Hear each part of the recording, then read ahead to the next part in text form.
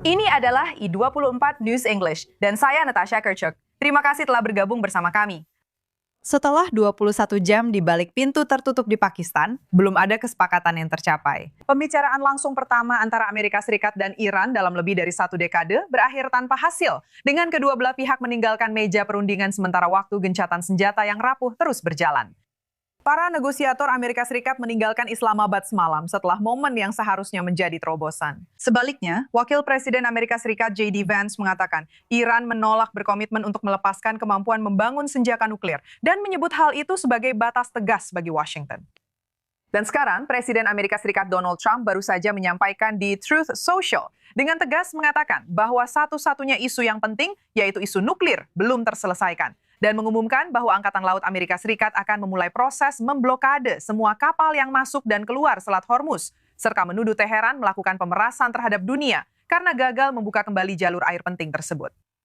Sementara itu, Kepala Staf IDF kini telah memerintahkan militer untuk meningkatkan kesiapsiagaan, menempatkan pasukan dalam siaga penuh untuk kemungkinan kembali terjadi konflik dengan Iran. Menurut sumber militer, tentara sekarang beroperasi di bawah kerangka praperang yang terstruktur, mirip dengan yang kita lihat sebelum serangan-serangan sebelumnya. Mempercepat perencanaan operasional, memperpendek waktu respons, dan memperluas daftar target di dalam Iran, terutama dengan fokus pada sistem rudal dan lokasi peluncurannya.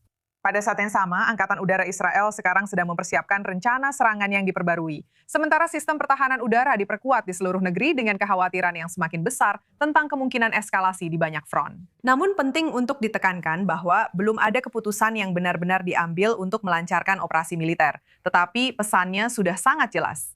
Israel sedang bersiap untuk semua skenario karena peluang diplomatik tampaknya semakin sempit.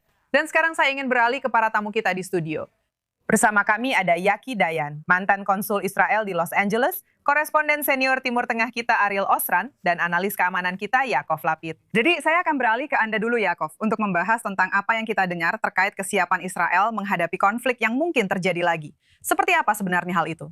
Dan menurutmu, seberapa besar kemungkinan atau seberapa cepat hal ini akan terjadi? Jadi pertama-tama, saya ingin memperjelas bahwa fakta bahwa kita mendengar pernyataan tentang kesiapan sebenarnya tidak memberitahu kita apapun tentang apa yang benar-benar akan terjadi. Saya rasa penting bagi para penonton untuk memahami hal itu.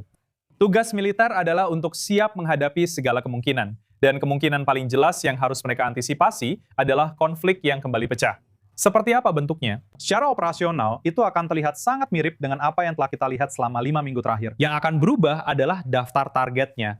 Bukan lagi target-target sebelumnya yang kita lihat, seperti program MISIUP, meskipun mungkin masih ada beberapa target yang tersisa di sana. Dan komando dan kendali mereka. Daftar target kemungkinan besar akan melibatkan infrastruktur ekonomi inti yang terkait dengan kemampuan militer rezim ini. Sejumlah target ekonomi strategis yang sangat sensitif yang sudah sering kita dengar dari Presiden Trump menjelang gencatan senjata. Jadi saya pikir itulah yang sedang mereka persiapkan. Tapi sekali lagi saya tekankan ini tidak ada hubungannya dengan apa yang mungkin benar-benar terjadi. Ini adalah militer yang menjalankan tugasnya dan bersiap untuk setiap perintah yang mungkin datang. Benar, tentu saja. Kita terus mendengar laporan demi laporan. Setidaknya orang-orang di lapangan bertanya-tanya, apakah gencatan senjata akan segera berakhir? Terutama mengingat fakta bahwa Trump telah mengatakan bahwa Angkatan Laut Amerika Serikat sekarang akan mulai memblokade Selat Hormuz mulai saat ini. Tidak ada kapal yang akan diizinkan masuk atau keluar. Apa artinya itu terkait dengan respons yang mungkin akan kita lihat dari Iran? Jadi itu adalah pilihan yang bagus dari Trump, omong-omong. Karena tidak ada keinginan besar di Amerika Serikat untuk memulai perang lagi. Jadi ini sebenarnya adalah opsi jalan tengah. Ini adalah blokade, sesuatu yang pernah terjadi di Venezuela, tapi bahkan dengan cara yang lebih baik, karena akan ada 2 kapal induk, masing-masing memblokade satu sisi di Selat Hormuz. Dan Trump akan berkata, jika kapal-kapal saya tidak bisa lewat, tidak ada satu pun yang boleh lewat. Sekarang dia mengatakan bahwa dia berhasil membentuk semacam koalisi NATO dari kapal-kapal yang akan mengawal beberapa kapal. In the Hormuz. Di Selat Hormuz. Ditambah lagi, Anda harus menambahkan bahwa Amerika Serikat telah membawa 2 kapal penyapu ranjau. Untuk membersihkan ranjau dari Selat Hormuz. Dan mereka mulai beroperasi sekarang. Sekarang pertanyaannya adalah apakah orang Iran berani menyerang kapal-kapal itu? Jika mereka berani menyerang kapal-kapal itu, maka perang akan segera dimulai kembali. Jika tidak, mereka akan membersihkan ranjau dan kita akan melihat perlahan-lahan kapal-kapal mulai berlayar kembali. Namun demikian, blokade ini sebenarnya bisa mencekik Iran secara ekonomi. Dan mereka sudah berada dalam masalah besar. Dan jika dilakukan cukup lama, itu pasti bisa menjatuhkan rezim tersebut. Sekarang, kita melihat bahwa media Iran baru saja merilis sebuah video. Pada dasarnya menunjukkan Angkatan Laut IRGC memperingatkan kapal perusak AS Serikat untuk berbalik menjauh dari Selat Hormuz. Saya ingin membicarakan tentang kekuatan yang dimiliki Republik Islam Iran dan pasukan militernya saat ini. Jelas, kita melihat kampanye militer yang berkelanjutan dari Amerika Serikat dan Israel yang berlangsung lebih dari sebulan. Apakah mereka memiliki kemampuan untuk menghentikan Amerika Serikat benar-benar melakukan hal ini di Selat Hormuz? Menghentikan belum tentu, tapi menghambat itu memang sebuah opsi. Lihat, pada akhirnya, Iran mempertahankan kemampuan serangan di Selat Hormuz. Bukan dari angkatan laut yang kuat, yang sebenarnya sudah tidak ada lagi, atau hanya ada beberapa kapal. Tapi selat itu membentang di sepanjang pantai selatan Iran. Secara geografis saja, Iran memiliki keuntungan besar. Dan mereka telah mempersiapkan momen ini dengan banyak lokasi peluncuran yang diarahkan ke selat tersebut. Iran juga memiliki ranjau-ranjau yang tidak ada seorang pun tahu di mana letaknya. Tetapi ranjau-ranjau ini telah menciptakan jalur yang akan mendorong pelayaran saat ini lebih dekat ke wilayah Iran. Namun pada akhirnya, kita harus melihat seperti apa respons Iran terhadap hal ini. Respons yang kemungkinan besar akan terjadi jika Iran dibatasi dalam mengekspor minyaknya adalah Iran akan membebankan biaya yang sama kepada negara-negara tetangganya. Jadi yang akan dilakukan Iran adalah menargetkan berbagai pipa yang dimiliki UEA dan Arab Saudi untuk menghindari Selat Hormuz.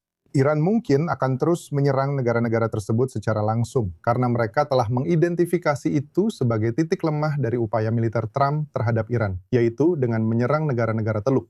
Itu menimbulkan biaya yang lebih besar daripada yang bisa Iran lakukan dengan menyerang aset militer Amerika. Dan mereka telah melakukannya sampai sekarang. Dan menurut saya, mereka tidak masalah untuk meningkatkan eskalasi itu. Sama sekali mengabaikan fakta bahwa secara geografis mereka harus hidup berdampingan dengan negara-negara ini ke depannya. Tapi mereka telah meninggalkan cara berpikir seperti itu. Jadi ketika kita melihat efektivitas, potensi efektivitas dari langkah seperti itu, memang ada potensi militer. Tapi kita juga harus melihat kerugian yang akan coba ditimpakan Iran kepada negara-negara tetangganya. Dan itu adalah sesuatu yang saya bayangkan sedang didiskusikan tidak hanya di Gedung Putih, tetapi juga di antara negara-negara Teluk. Baiklah, sekarang kita akan beralih ke koresponden senior ASK kami, Mike Wagenheim, yang bergabung bersama kami dari Gedung Putih.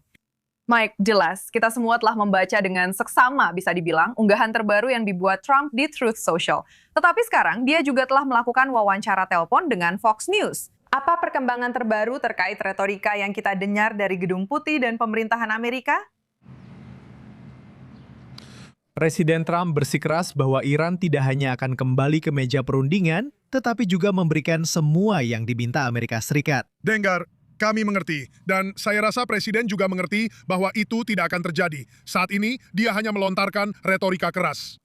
Mungkin itu yang dibutuhkan dari pihak-pihak tertentu di sini, tapi kami paham bahwa negosiasi ini kemungkinan besar akan terus berlanjut. Saya rasa pihak Amerika ingin ini terus berlanjut, meskipun mereka bersikap keras. Dan bahkan, jika J.D. Vance mengatakan di akhir perundingan di Pakistan, bahwa tawaran yang diajukan adalah tawaran terakhir dan terbaik. Bahkan dari pihak Iran, kami mendengar dari Presiden Iran yang menyebut, tanda kutip, putaran negosiasi ini yang terjadi di Islamabad mengisyaratkan bahwa mereka terbuka atau mungkin akan ada putaran negosiasi berikutnya di sini.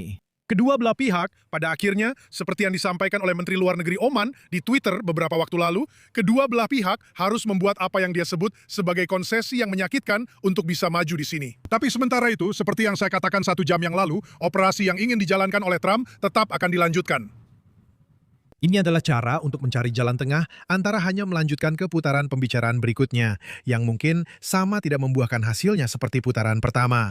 Dan kembali ke perang skala penuh, yaitu menyerang Selat Hormuz. memastikan bahwa Iran tidak memiliki keuntungan untuk secara selektif dan istimewa membiarkan siapapun yang mereka inginkan masuk dan mencegah semua pihak lain masuk.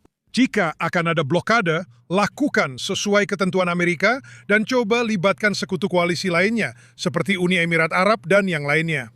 Dan pastikan bahwa Amerika yang mengendalikan narasi dan situasi militer, bukan Iran. Dan itu tampaknya yang ingin dilakukan oleh Trump di sini dengan membentuk blokade sendiri di Selat Hormuz ke depannya. Baiklah. Saya ingin mengucapkan terima kasih banyak atas kehadiran Anda, Mike. Sekarang kita akan beralih ke Eric Mandel, pendiri dan direktur Middle East Political Information Network. Dia juga bergabung bersama kita dari Amerika Serikat. Jadi bisa dibilang ada banyak pesan yang campur aduk terkait rencana Trump selanjutnya dalam negosiasi dengan Republik Islam Iran. Dan juga apakah akan ada kembali aktivitas militer atau tidak. Pada titik ini, apa tujuan utama yang dinyatakan oleh Amerika Serikat? Dan apakah masyarakat Amerika merasa bahwa tujuan-tujuan tersebut sudah tercapai? Jadi seperti yang sudah dikatakan semua orang, kita benar-benar tidak tahu apa yang akan terjadi selanjutnya. Saya dengar Woodcock dan Kushner tidak seperti Vance masih berada di Pakistan. Setidaknya saya mendengar satu laporan seperti itu. Tebakan saya, Iran akan kembali terlibat. Karena strategi Iran memang belum perlu berubah. Mereka tahu waktu berpihak pada mereka. Mereka tahu Amerika setiap hari semakin dekat dengan War Powers Act, di mana Presiden benar-benar harus melibatkan Kongres untuk meminta dana dalam waktu antara 60 hingga 90 hari. Jadi menurut saya, pertanyaan yang perlu kita ajukan pada diri kita sekarang adalah, pertama, Iran telah berhasil mengubah arah pembicaraan. Sekarang semua orang membicarakan Selat Hormuz. Jadi nuklir masih menjadi isu, jelas Presiden mengatakan saya tidak ingin ada pengayaan. Saya tidak ingin ada pernyataan bahwa mereka menginginkan senjata nuklir.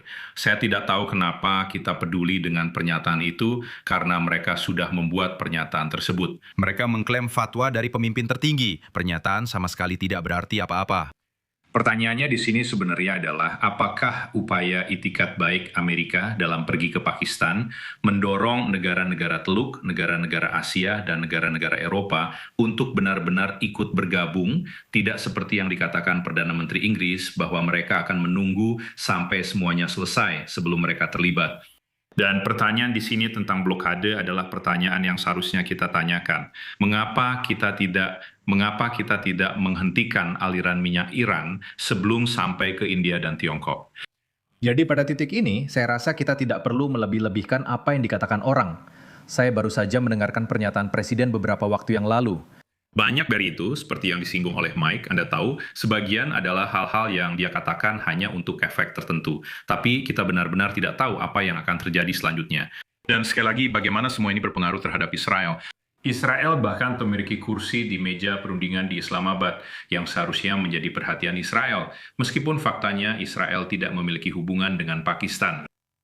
Benar, seperti yang kita tahu, sekarang kita mendengar laporan bahwa Israel sedang bersiap untuk kembali berperang pada dasarnya dengan Iran, yang menunjukkan bahwa karena kebuntuan ini bisa dibilang dalam negosiasi antara Amerika Serikat dan Iran, tidak ada pilihan lain selain kembali ke pendekatan militer di sini.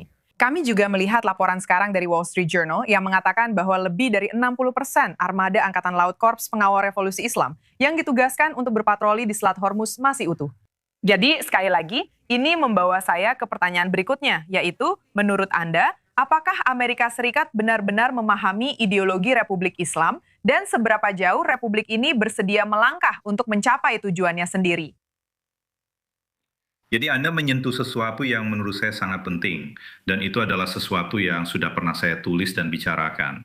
Saya tidak percaya tim negosiator kita, secerdas apapun mereka, menyadari hal itu. Berusaha mengaji hadis radikal aliran 12 imam yang memiliki budaya mati syahid dan tidak bisa diajak bernegosiasi. Ke tempat yang pada akhirnya ingin kita capai tanpa harus melakukan perubahan rezim. Mereka tidak percaya, saya rasa mereka benar-benar tidak memahami bahwa mereka berbeda dari pelaku lainnya. Saya rasa mereka percaya bahwa semua pelaku bertindak berdasarkan motivasi yang sama, padahal orang Iran tidak demikian. Mereka rela menanggung itu menghadapi kelelahan Amerika, perang tanpa akhir, pemilu Amerika, dan semua hal lainnya. Mereka tahu semua itu menguntungkan mereka. Dan orang Iran, apapun yang terjadi pada mereka, tujuan utama mereka adalah bertahan hidup. Jika mereka bisa bertahan, sekali lagi, mereka berpikir dalam rentang waktu puluhan tahun, bahkan berabad-abad. Kita berpikir dalam hitungan hari, minggu, atau bulan jika beruntung. Jadi mereka tahu mereka bisa menunggu kita sampai lelah. Jadi menurut saya, tim negosiasi kita perlu menyesuaikan diri kembali setelah begitu banyak negosiasi, mungkin belajar dari kegagalan JCPOA bahwa kita bisa dimanipulasi. Iran selalu menang dalam negosiasi. Mereka mungkin tidak memenangkan perang, tapi itulah yang benar-benar menentukan pada akhirnya. Benar. Baiklah Erik, saya ingin mengucapkan terima kasih banyak karena telah bergabung bersama kami dengan wawasan Anda. Sekarang kita akan beralih ke front utara Israel saat para diplomat Israel dan Lebanon bersiap untuk melakukan pembicaraan damai. Kenyataan di lapangan justru bergerak ke arah yang berlawanan. Setidaknya 11 orang dilaporkan tewas dalam serangan Israel di seluruh Lebanon Selatan saat pertempuran antara IDF dan Hizbullah semakin intens. Dengan media Lebanon menggambarkannya sebagai bentrokan sengit di benteng utama Bint Jabil. Pasukan Israel sekarang mengepung kota itu. Mereka mendorong lebih dalam ke lingkungan-lingkungan yang tersisa sebagai bagian dari upaya untuk membongkar infrastruktur Hizbullah. Pada saat yang sama, IDF mengatakan mereka menargetkan ancaman aktif termasuk peluncur roket yang sudah siap menembakkan roket. Sementara itu kita masih melihat Hizbullah menembakkan roket dan drone ke arah Israel sehingga ketegangan tetap tinggi di kedua sisi perbatasan. Saya ingin beralih ke koresponden kami, Balik Sledin, untuk informasi lebih lanjut tentang hal ini. Anda masih berada di utara negara ini. Apa kabar terbaru terkait Sirene? Dan juga, apa yang kita ketahui tentang persiapan untuk negosiasi yang sedang berlangsung atau untuk negosiasi yang akan dimulai, antara Lebanon dan Israel? Ya baik, sirene terakhir terdengar di Golan di Katrina sekitar 1 jam yang lalu yang berakhir tanpa korban jiwa atau kerusakan serangan roket ke arah daerah itu. Dan sepanjang hari situasinya kurang lebih sama. Sirene terdengar di seluruh Galilea atas dan barat, termasuk Galilea bawah. Juga rentetan 10 roket yang diarahkan ke Karmiel, salah satu kota terbesar di Galilea bawah. Mereka tidak berhasil menyebabkan kerusakan atau korban jiwa apapun. Namun kenyataannya tentu saja sangat sulit bagi warga di utara, terutama mereka yang lebih dekat dengan perbatasan dengan sirene yang terus-menerus sepanjang hari. Sekarang, di sisi lain, terkait negosiasi, kita melihat hal itu. Hal ini, pertama-tama, memiliki pengaruh tersendiri terhadap politik internal di Lebanon, dengan banyak orang sekarang khawatir akan, tanda kutip, perang saudara di dalam Lebanon. Hizbullah tentu saja tidak senang dengan adanya negosiasi langsung antara Lebanon dan Israel. Dan itulah sebabnya kita melihat demonstrasi protes yang terus-menerus di pusat Beirut, di daerah lain, yang menyebut Perdana Menteri Lebanon, Nawaf Salam, sebagai Zionis. Itulah alasan mereka memanggilnya seperti itu. Dan karena hal ini, menurut laporan hari ini dari MTV Media Lebanon, disebutkan bahwa Nawaf Salam menunda kunjungannya ke Washington. Dia dijadwalkan bertemu dengan Menteri Luar Negeri Marco Rubio, tetapi dia membatalkan atau menunda kunjungan ini. Karena dia khawatir bahwa pada suatu saat akan mulai muncul rumor di Lebanon bahwa dia bertemu dengan pejabat Israel yang sebenarnya. Itu adalah sesuatu yang masih sangat-sangat, setidaknya di Lebanon, dianggap sebagai sebuah pengkhianatan atau tindakan makar. Jadi itulah alasan dia memutuskan setidaknya untuk saat ini untuk menghentikan perjalanannya dan tidak mengunjungi Washington. Bagaimanapun juga, kami mengatakan bahawa ini benar-benar akan menjadi tantangan bagi Lebanon secara umum kerana di satu sisi, Hizbullah tidak ingin melucuti senjatanya. Jadi ini sebenarnya tidak akan menghentikan serangan-serangan Israel. Tapi juga, Hizbullah tidak ingin pemerintah Lebanon menormalisasi hubungan dengan Israel atau bahkan bernegosiasi dengan Israel, yang berarti bahawa Hizbullah sedang merencanakan satu hal. Tujuan strategisnya adalah untuk menghentikan serangan Israel di satu sisi dan tetap mempertahankan senjatanya di sisi lain, yang berarti kembali ke tanggal 6 Oktober atau bahkan sebelum 7 Oktober ketika mereka memulai serangan mereka. Jadi ini adalah tujuan strategis bagi Hizbullah. Dan saat ini di dalam Lebanon diskusinya sangat-sangat berbahaya, mari kita sebut begitu, antara mereka yang sebenarnya mendukung negosiasi dengan Israel dan mereka yang menentang, yaitu para pendukung Hizbullah. Baiklah, terima kasih Malir sudah bergabung bersama kami. Kita akan beralih ke sesuatu yang sedikit berbeda nanti di sebuah wilayah yang dikenal dengan konflik. Berikut adalah momen langka dari sebuah hubungan yang telah ada selama berabad-abad. Hanya beberapa hari sebelum Israel dan Lebanon dijadwalkan mengadakan pembicaraan damai langsung, sebuah api yang dinyalakan di Yerusalem telah sampai ke Beirut. Kita sedang membicarakan tentang api suci. Itu adalah nyala api dari gereja Makam Kudus, yang diyakini oleh banyak umat Kristen Ortodoks muncul dari makam Yesus menjelang Paskah. Tahun ini, setelah upacara di kota tua Yerusalem, api itu diterbangkan keluar dari Israel menuju Siprus, dan kemudian dari sana dibawa oleh helikopter tentara Lebanon langsung ke istana presiden di Beirut. Dan waktunya di sini memang sulit untuk diabaikan karena ini terjadi seperti yang baru saja kita katakan tepat saat kedua negara yang secara teknis masih bermusuhan sedang bersiap untuk menggelar pembicaraan di Washington DC. Sekarang kita akan beralih ke Gaza. Meskipun pertempuran mungkin telah berhenti sejenak, negosiasi masih jauh dari selesai. Delegasi Hamas berada di Kairo hari ini untuk melakukan pembicaraan penting dengan mediator Mesir, seiring meningkatnya ketegangan atas klaim kelompok tersebut tentang pelanggaran gencatan senjata Gaza oleh Israel. Menurut pejabat Hamas, mereka mendesak agar seluruh kesepakatan dijalankan sepenuhnya, termasuk penarikan pasukan Israel dari Gaza, pembukaan kembali perbatasan, dan peningkatan signifikan bantuan kemanusiaan yang masuk ke wilayah tersebut. Dan mereka juga diperkirakan akan mengajukan tuntutan politik yang lebih besar, yaitu masuknya Badan Pemerintahan Teknokrat Palestina yang didukung Amerika Serikat untuk mengambil alih administrasi di dalam Gaza. Pada saat yang sama, Hamas juga bertemu dengan faksi-faksi Palestina lainnya, menandakan bahwa ini bukan hanya soal gencatan senjata, tetapi juga tentang masa depan Gaza dan semua hal yang akan terjadi selanjutnya. Kelompok teroris tersebut menolak untuk melucuti senjata, yang sebenarnya merupakan dasar utama bagi Israel untuk menyetujui gencatan senjata sejak awal. Saya ingin kembali kepada para tamu kita di studio mengenai hal ini. Saya ingin terlebih dahulu beralih ke Yaki, mengenai seberapa penting negosiasi ini, atau percakapan ini kalau boleh dibilang, yang sedang berlangsung di Kairo. Tidak juga. Maksud saya, faktanya adalah bahwa tahap kedua dari 20 poin, Trump harus membubarkan Hamas. Dan ini tidak terjadi. Dan bukan hanya itu tidak terjadi, tetapi pasukan yang seharusnya dibentuk dan hal-hal lain yang seharusnya diciptakan untuk beralih ke tahap kedua juga tidak terjadi. Jadi pada dasarnya pembicaraan itu adalah semacam pembicaraan antara Mesir dan Hamas. Namun demikian, Israel bertahan sampai garis kuning di Gaza dan Hamas bertahan di sisi lainnya. Dan saya pikir pada akhirnya akan tergantung pada Israel. Apakah mereka akan melanjutkan perang dan memastikan bahwa Hamas dilucuti senjatanya dan Gaza dibongkar. Karena kalau tidak, saya tidak melihat ada kemajuan yang dicapai. Dan ini seperti dilema ayam dan telur. Karena Hamas mengatakan Israel harus mundur. Tapi ini tidak sesuai dengan 20 poin Trump. Karena 20 poin Trump secara spesifik mengatakan Hamas harus dilucuti senjatanya. Dan ini tidak terjadi. Jadi, entah Israel menerima status quo dan tetap di garis ini, atau melanjutkan perang dengan kondisi mereka. Baiklah, saya ingin beralih ke kamu Yakov untuk mendapatkan gambaran tentang apa yang telah terjadi selama perang yang sedang berlangsung dengan Iran.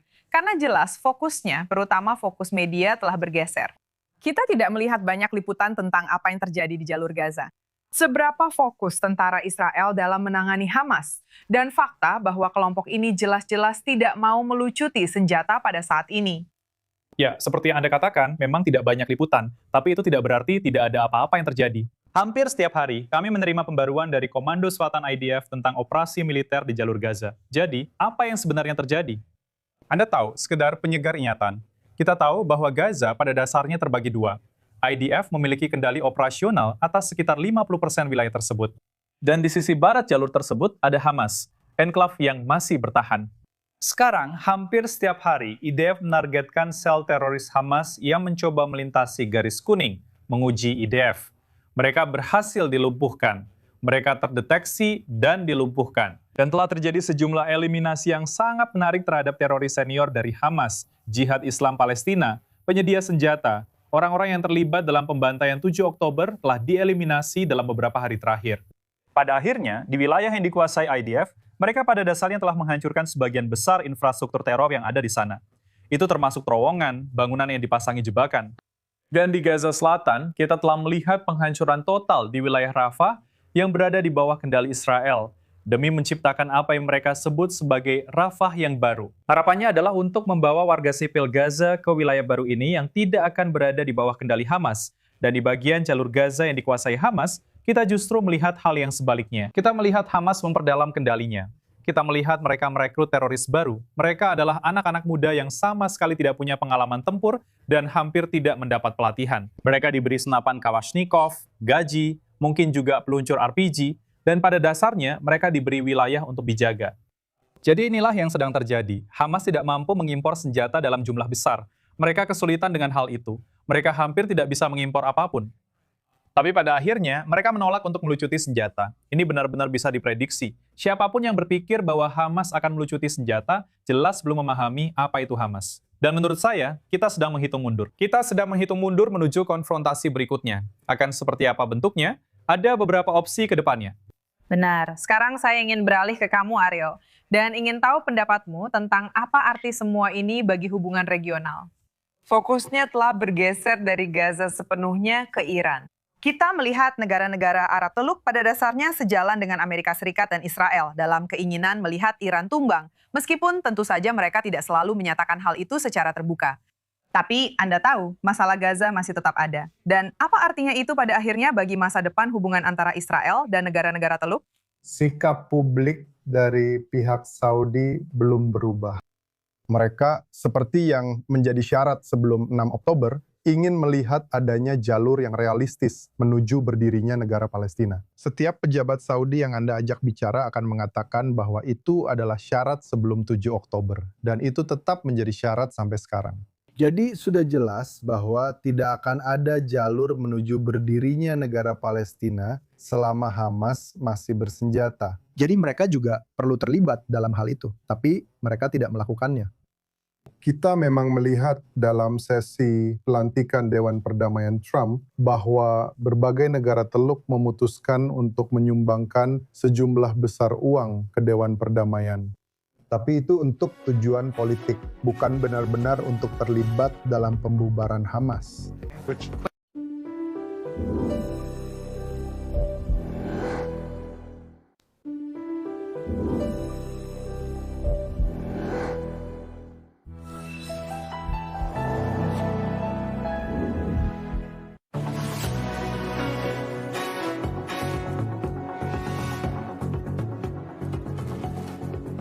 Dan kita kembali di I24 News English. Terima kasih sudah tetap bersama kami. Sekarang kita beralih ke Eropa. Rekaman seks, korupsi, dan potensi gempa politik. Warga Hungaria akan menuju ke tempat pemungutan suara. Dan seperti yang disarankan oleh Jajak Pendapat, ini bisa menjadi akhir dari masa jabatan kedua Viktor Orban sebagai Perdana Menteri. Posisi yang telah dipegangnya sejak 2010. Dan bukan hanya warga Hungaria yang akan memperhatikan hasilnya. Seluruh dunia sedang memperhatikan. Dan Joe Brown menjelaskan alasannya. Ini adalah jumlah pemilih terbanyak dalam sejarah yang hasilnya bisa berdampak jauh melampaui Budapest. Perdana Menteri Petahana Viktor Orban menghadapi tantangan besar pertamanya sejak ia menjabat untuk kedua kalinya 16 tahun yang lalu. Dan jika Jajak Pendapat bisa dijadikan acuan, situasinya tidak terlihat baik untuk partai Fidesz miliknya. Saya di sini untuk menang. Saya di sini untuk menang. Dia berhadapan dengan Peter Magyar, mantan politisi Fidesz yang partai Tisanya unggul jauh dalam Jajak Pendapat beberapa bulan terakhir. Kita tahu pasti bahwa jika pemilu ini berlangsung dengan tenang dan sesuai hukum, pemilu ini akan dimenangkan oleh Tisza dan Hongaria.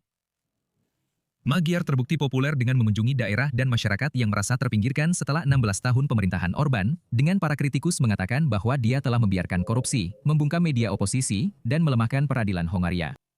Kampanye Magyar berfokus pada isu-isu domestik seperti layanan kesehatan dan ekonomi. Orban, di sisi lain, menyoroti masalah-masalah eksistensial. Ia mengkritik Presiden Ukraina, Vladimir Zelensky, dengan klaim bahwa Zelensky membawa Eropa ke dalam perang. Hungaria sejauh ini adalah negara yang paling tidak bersimpati kepada warga Ukraina di Uni Eropa. Sampai nanti.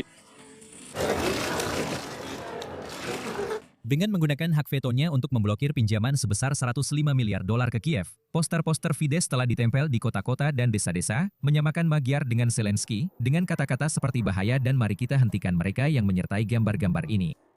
Orban telah mempertahankan hubungan yang lebih dekat dengan Moskwa di tengah ketergantungan besar pada gas dan energi Rusia. Dan menyimpang dari kebiasaan untuk tidak ikut campur dalam pemilihan demokratis.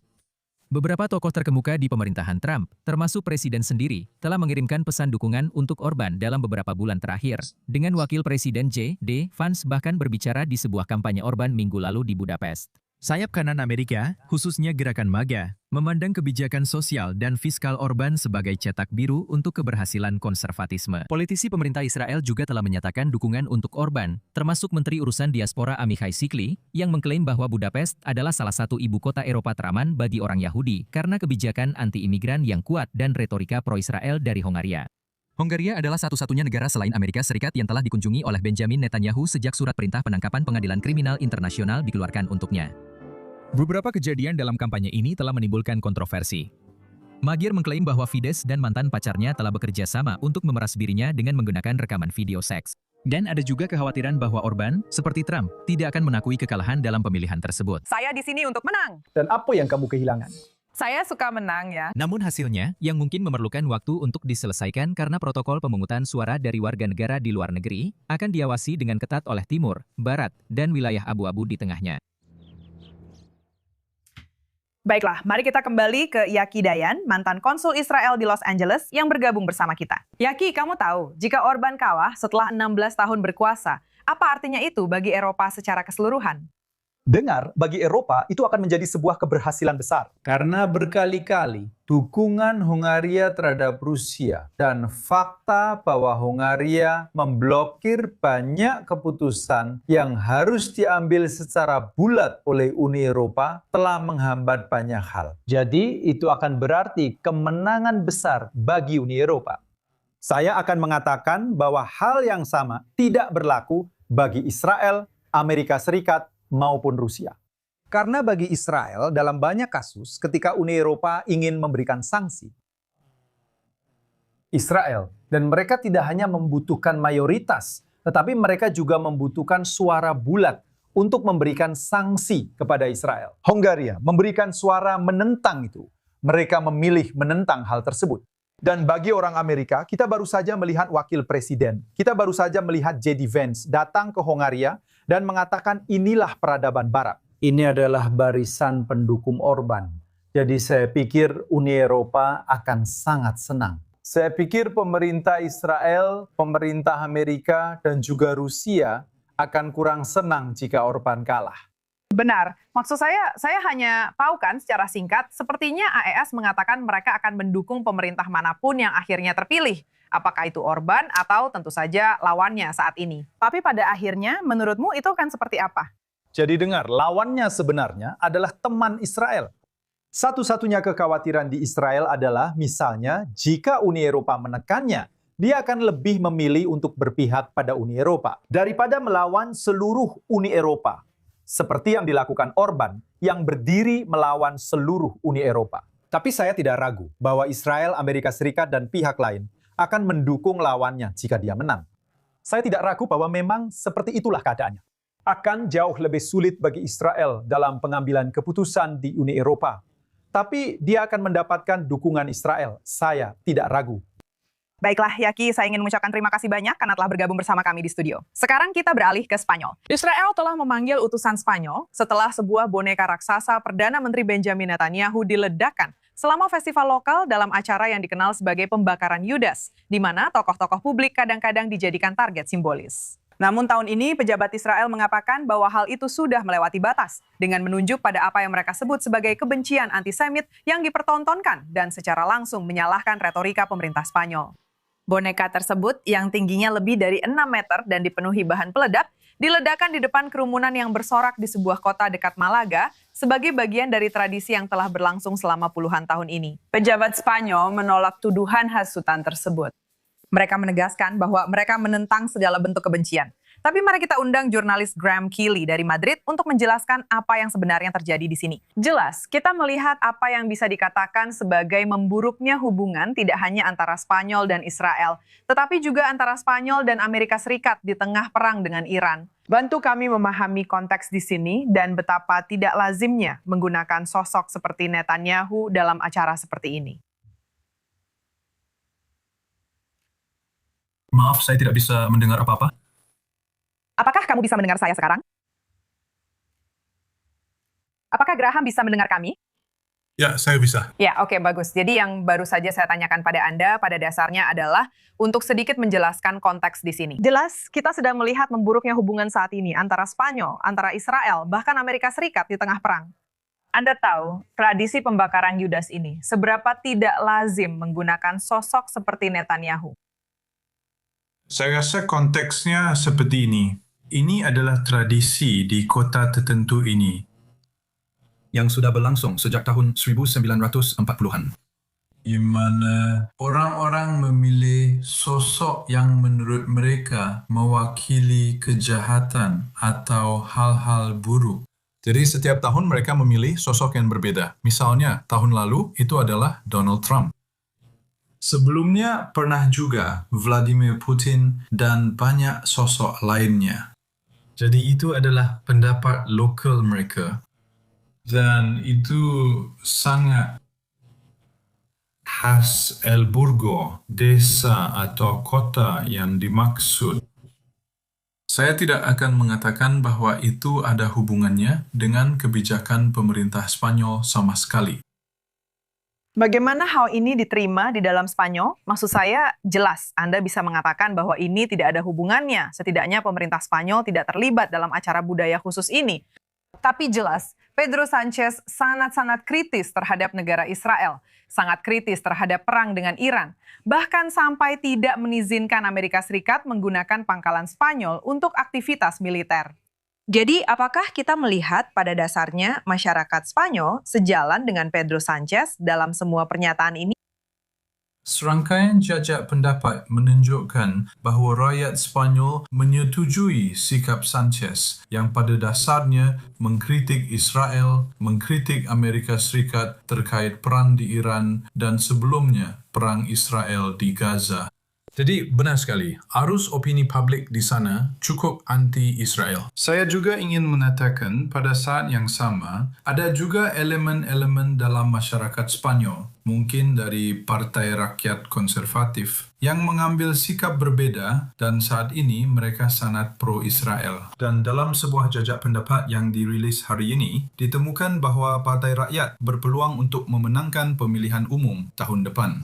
Jadi situasinya beragam, meskipun saya ingin menekankan bahwa kebijakan Sanchez terbukti populer.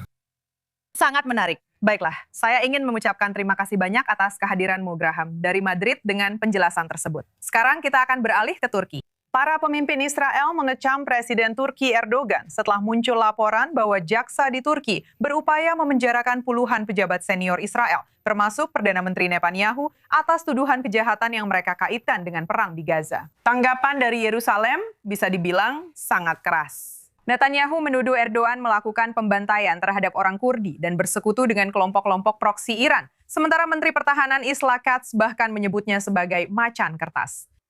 Turki juga membalas, dengan Kementerian Luar Negerinya membandingkan Netanyahu dengan Hitler.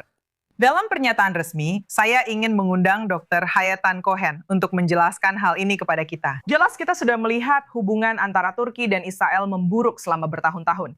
Tapi seberapa serius kita harus menanggapi langkah-langkah hukum yang diambil oleh Erdogan ini? Pertama-tama, saya ingin menegaskan bahwa ini adalah sesuatu yang bersifat simbolis. Pada akhirnya, kekuasaan yurisdiksi peradilan Turki terbatas pada wilayah negara Turki saja. Namun menurut saya, yang lebih penting di sini bukan hanya dakwaannya, melainkan keinginan Turki untuk melakukan kampanye delegitimasi terhadap negara Israel.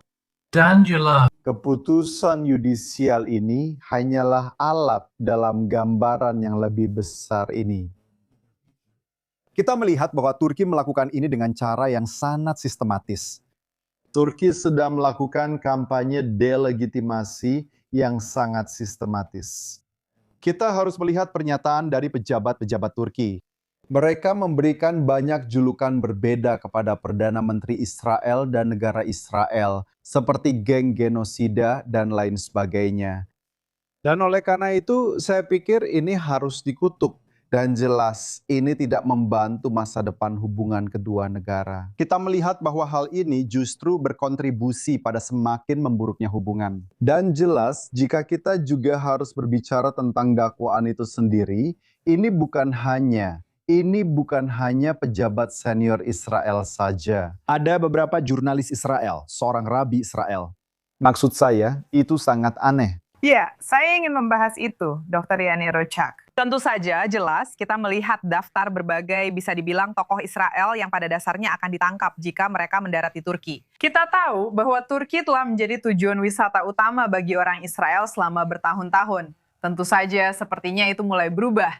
Menurut Anda, berdasarkan jajak pendapat, apa yang kita pahami tentang masyarakat Turki dan bagaimana pandangan mereka terhadap Israel saat ini? Sayangnya setelah 7 Oktober hanya beberapa hari saja mereka membicarakan tentang korban dari pihak Israel. Namun kemudian setelah sekitar 3 atau 4 hari, pers Turki mulai sepenuhnya memusatkan perhatian pada sudut pandang Palestina. Dan sayangnya mereka mulai melakukan kampanye pencemaran nama baik terhadap negara Israel. Dan ini di awal program kita, saya sudah membicarakan tentang delegitimasi ini. Dan ini tidak hanya dilakukan oleh pers pro-Erdogan saja. Ini juga menjadi titik temu antara kubu anti-Erdogan dan pro-Erdogan. Dan oleh karena itu izinkan saya mengkritik Menteri Pertahanan Israel pada kesempatan ini. Dia juga menandai beberapa tokoh oposisi seolah-olah tokoh-tokoh oposisi ini mungkin setuju dengannya. Dalam kasus Israel, sayangnya kita bisa mengatakan dengan pasti bahwa baik kubu pro-Erdogan maupun anti-Erdogan, kedua kubu ini sepakat sayangnya dalam mengkritik Israel. Apakah ada kemungkinan hubungan antara Israel dan Turki kembali seperti dulu? Atau menurutmu situasinya sudah memburuk sampai tidak bisa kembali lagi sekarang? Ya begini, saya berharap bisa berbicara dengan lebih optimis. Tapi saya sedang melakukan riset yang sangat analitis tentang memburuknya hubungan ini. Dan saya melihat adanya disorientasi yang terus-menerus dalam hubungan ini. Dan saya tidak melihat adanya perbaikan. Dan mengingat fakta bahwa Anda tahu beberapa tokoh yang sangat penting seperti Kepala Staf Israel, dia berada di atas kepentingan partai. Anda tahu, dia tidak terafiliasi dengan Partai Likud atau Partai Buruh. Oke, dia adalah seseorang yang berada di atas politik. Bahkan sosok seperti itu, ketika dia dituduh melakukan genosida, saya mengerti bahwa pihak Turki tidak tertarik untuk menormalkan hubungan. Bahkan jika kita akan melihat pergantian pemerintahan di sini di Israel. Jadi saya sangat pesimis. Saya benar-benar berharap dan saya ingin menekankan hal ini. Saya benar-benar berharap bahwa saya salah dan kita akan melihat masa depan yang lebih cerah untuk hubungan Israel-Turki. Karena pada akhirnya, kedua negara ini tidak pernah menyatakan permusuhan satu sama lain. Jadi, menghancurkan sesuatu itu sangat mudah, tapi membangun kepercayaan itu sangat rumit. Dan saat ini, kita melihat bahwa kita melihat kemunduran dalam hubungan ini. Semoga akal sehat akan menang. Baiklah, saya ingin mengucapkan terima kasih banyak telah bergabung bersama kami, Dokter. Kembali lagi ke Pusat Komando, pusat saraf dari Perang Israel. Para perwira Amerika dan Israel bekerja berdampingan, berbagi rahasia, target, dan keputusan dalam hitungan detik, serta tingkat kerjasama yang menurut kedua belah pihak belum pernah terjadi sebelumnya. Mari kita lihat. Mereka mengendalikan informasi yang diteruskan dari IDF ke militer Amerika. Mereka juga termasuk yang pertama menerimanya ketika informasi itu kembali. Selama 40 hari, mereka duduk di pusat komando di markas besar IDF, pusat pengambilan keputusan dalam perang, dan bertanggung jawab atas hubungan luar biasa antara kedua angkatan bersenjata serta tingkat kerjasama antara Israel dan Amerika Serikat. Bayangkan kita duduk bersama di ruangan yang sama dan menentukan proses operasional dengan cara yang paling intim. Ketika kamu sudah sampai pada tingkat keintiman seperti itu, kamu sudah saling mengenal. Kami menyebutnya mitra. Saya tahu segalanya tentang mitra saya. Dia tahu berapa anak saya tahu berapa anak dia, dan semuanya benar-benar didasarkan pada kepercayaan pribadi. Divisi saya tersebar di 7 lokasi berbeda di seluruh Israel, dan divisi intelijen tersebar di sekitar 5 lokasi di Amerika Serikat. Bahkan di sebagian besar tempat di Israel, kami duduk berdampingan dengan mitra Amerika kami. Perwakilan Amerika duduk di ruang komando. Perwakilan Amerika duduk bersama kami, benar-benar mempelajari bahasa kami, baik dari sisi budaya maupun secara profesional, memahami bagaimana kami berpikir, bagaimana kami bekerja. Kepercayaan di antara kami tinggi, Kami berbagi daftar target bersama dan rencana militer kami tersinkronisasi serta terkoordinasi. Setiap pihak membawa target yang dimilikinya. Daftar target mereka dimasukkan ke dalam satu kolam bersama dan kemudian dijalankan. Bisa saja, omong-omong, besok, lusa, kemarin, atau 2 hari yang lalu, Amerika menyerang target Israel dan sebaliknya. Karena begitu semuanya ada di kolam yang sama, kita melihatnya dari sudut pandang yang berbeda. Sebuah pesawat Amerika terbang di atas wilayah udara Iran. Kalian mendeteksi baterai pertahanan udara misalnya. Hal-hal seperti itu memang terjadi, dan itu terjadi secara langsung. Ruang udara berada di bawah tanggung jawab Lamdan. Kami duduk bersama mereka, bahu-membahu, dan kami tahu siapa yang memberikan informasi apa dan dengan metode apa yang telah kami bangun bersama sebelum perang. Ketika ada indikasi seperti itu, dari sumber manapun, kami tahu bagaimana mengubahnya menjadi peringatan bagi mitra dalam hitungan detik. Kadang-kadang kami berdebat tentang hal itu. Saya ingin targetnya. Kami berdebat dalam arti yang baik di momen kegembiraan saat bekerja bersama. Permainan ini tentu saja adalah permainan informasi, bukan? Dalam situasi kalian, kemana dan bagaimana informasi itu mengalir? Jawabannya adalah semuanya. Itulah luasnya kerjasama ini. Kami terlibat dalam diskusi penelitian tingkat tertinggi tentang apa yang dipikirkan para pemimpin di Iran. Kami juga membahas target bersama mitra, yang berarti pertama-tama memahami bahasa yang berbeda dari masing-masing pihak. Setiap orang berbicara dengan bahasa yang berbeda. Kami berbagi pengetahuan, infrastruktur pengetahuan, metode, dan pada akhirnya tujuan, mulai dari perlindungan pasukan hingga perlindungan kekuatan. Saya pikir sebagian besar intelijen yang membantu Amerika melindungi pasukannya berasal dari Israel. Apa pendapat Anda di lapangan? Itu pertanyaan, mungkin pertanyaan dari semua pertanyaan. Saya memperkirakan bahwa orang-orang Iran tidak memahami seberapa dalam mereka telah ditembus. Lihat, saya tidak akan merasakannya. Tidak yakin itu pasti hal yang buruk. Namun kisah perang, hubungan antara kedua tentara dan orang-orang di ruangan bersama itu mungkin bisa diceritakan melalui kisah navigator yang hilang dan apa yang terjadi saat itu di pusat saraf perang selama jam-jam dramatis ketika tentara Amerika bermanuver di tanah Iran. Mungkin 72 jam paling menegangkan yang pernah saya alami di pos komando bersama, di mana benar-benar napas kami tertahan selama waktu itu. Ketika saya bilang kami, saya maksudkan juga para perwira dan tentara IDF yang duduk di sana, serta para perwira dan tentara Angkatan Darat Amerika Serikat yang duduk bersama kami. Laporan yang masuk ke kedua belah pihak tentang adanya pesawat yang terkena, dan sekarang ada upaya dari IDF untuk melihat bagaimana mereka bisa berkontribusi pada usaha ini. Mereka menghubungi kalian dari suatu tempat dan berkata, "Teman-teman, ini yang terjadi. Coba lihat apa yang bisa kalian bantu." Atau justru teleponnya datang dari pihak kita? Inisiatifnya tentu saja sebenarnya datang dari pihak kami, dengan keinginan untuk memastikan bahwa kami bisa memberikan atau membantu dan mendukung dimanapun memungkinkan. Dan ada upaya besar untuk melakukan apapun yang bisa dilakukan. Semangatnya adalah bantu dengan segala hal yang bisa dilakukan. Peristiwa pilot dan navigator yang terpaksa meninggalkan pesawat di wilayah Iran. Dalam peristiwa ini juga, kami menggunakan sistem yang kami miliki yang memungkinkan kami memberikan informasi kepada mitra kami untuk melindungi pasukannya. Ini bukan hal yang teknis atau mudah. Itu dimulai dari pengumpulan dan pemahaman situasinya, serta pemahaman situasi Iran di wilayah tersebut. Semua hal ini memerlukan pengumpulan informasi yang terarah. Ini bukan hal yang sederhana, karena kamu selalu berada dalam tarik-menarik antara keinginan untuk memberikan sebanyak mungkin informasi, secepat mungkin, dengan kebutuhan untuk menjaga sumber-sumbermu.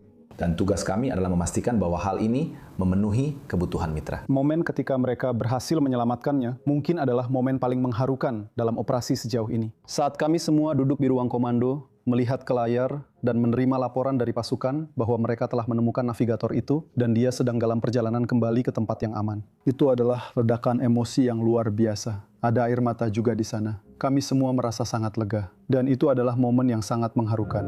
Tidak selalu seperti ini. Daftar sasaran bersama yang berbagi materi intelijen rahasia dan pesawat pengisian bahan bakar Amerika yang mengisi bahan bakar jet tempur Israel di ketinggian tinggi. Awal mulanya sudah terjadi beberapa tahun yang lalu.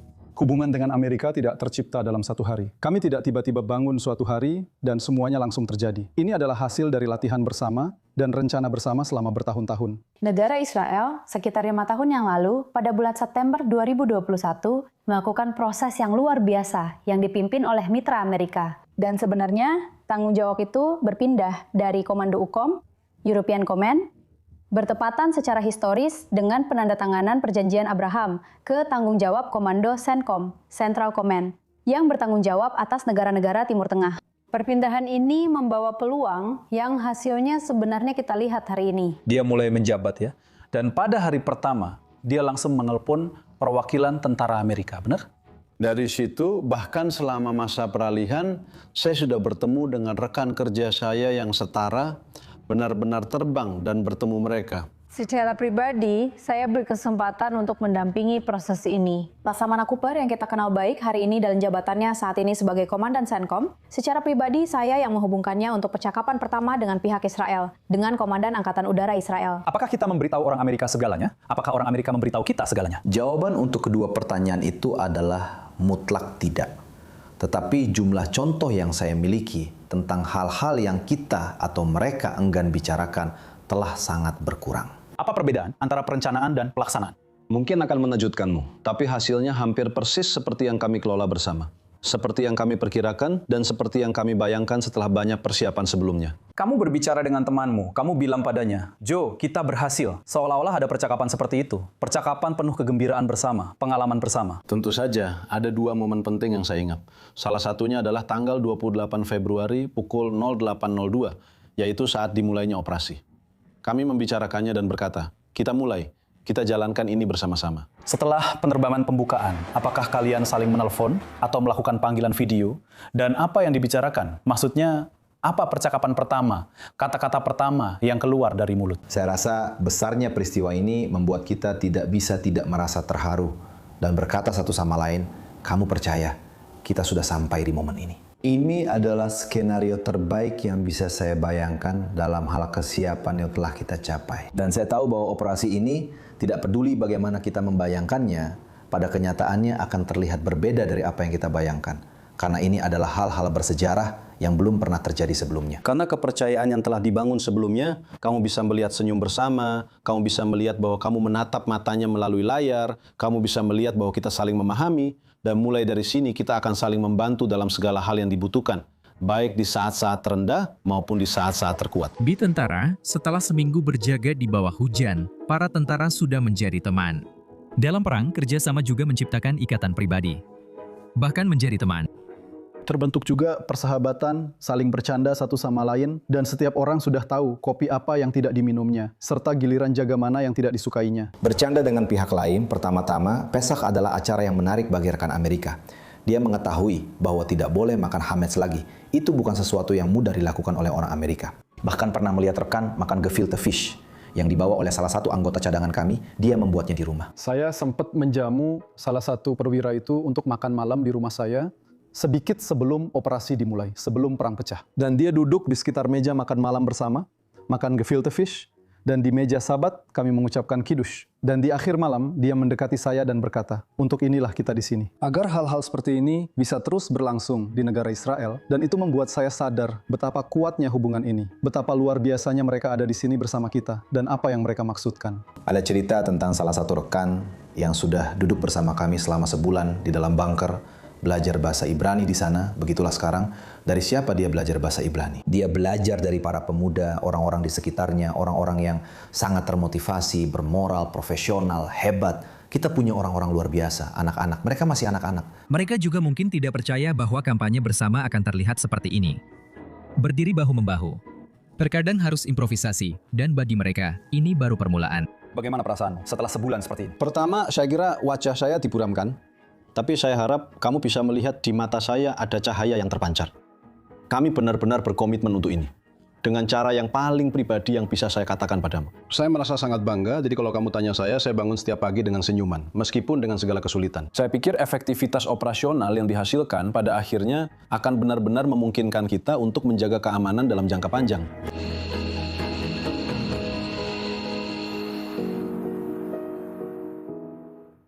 Cukup menarik. Baiklah, itu saja untuk saat ini dari meja redaksi I24 News. Terima kasih telah bergabung bersama kami. Pastikan tetap bersama kami, karena kami akan kembali siaran langsung lagi pada pukul 8 malam. Waktu Israel dengan pembaruan terbaru dari seluruh wilayah. Saya Natasha Kirchuk, ini adalah I24 News, dan kami akan segera kembali.